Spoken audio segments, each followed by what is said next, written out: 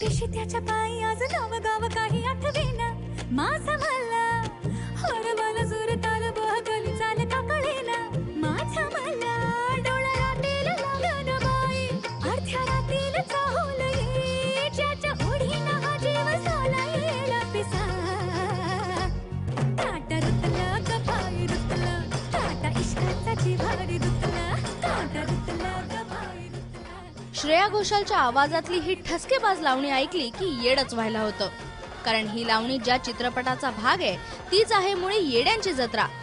नुकतंच येड्यांची जत्रा या फिल्मचा म्युझिक लॉन्च सोहळा महेश मांजरेकर यांच्या हस्ते पार पडला।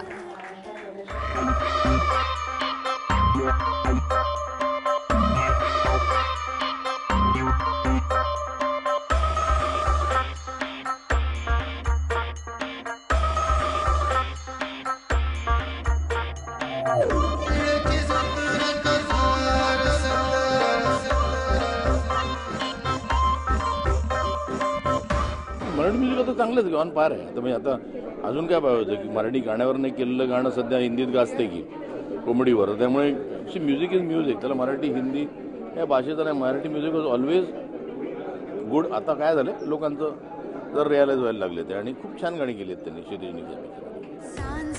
फिल्मची गाणी लिहिली आहेत गुरु ठाकूरने। ही गाणी लिहितानाचा अनुभव गुरुने आमच्या सोबत शेअर केला।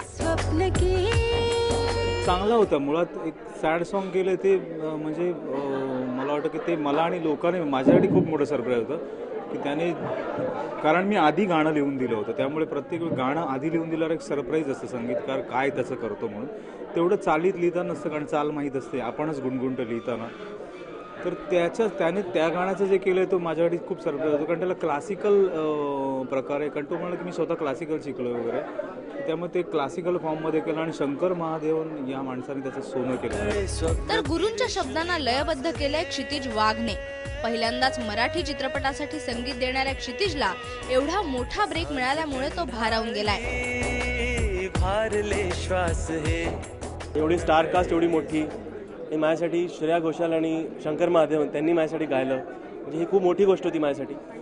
आणि पहिल्यांदा म्युझिक करणं म्हणजे माझी हाऊस होती, म्हणजे मूळ तर मी सिंगर आहे आणि म्युझिक डायरेक्शनचं एक हाऊस होती, मला करायचं होतं कंपोज, कुठेतरी मनात होतं माझ्या। पण जेव्हा ही संधी मिळाली तर मला एक ऑपॉर्च्युनिटी वाटली की होता, आता मी जे पण लहानपणापासून शिकलो आहे त्याचा कुठेतरी मी वापर करू शकतो। गावातल्या जमिनीवरून पेटलेल्या वादाची कथा म्हणजे येड्यांची जत्रा, एक भन्नाट कॉमेडी विषय आणि त्याला उत्तम गाण्यांची साथ।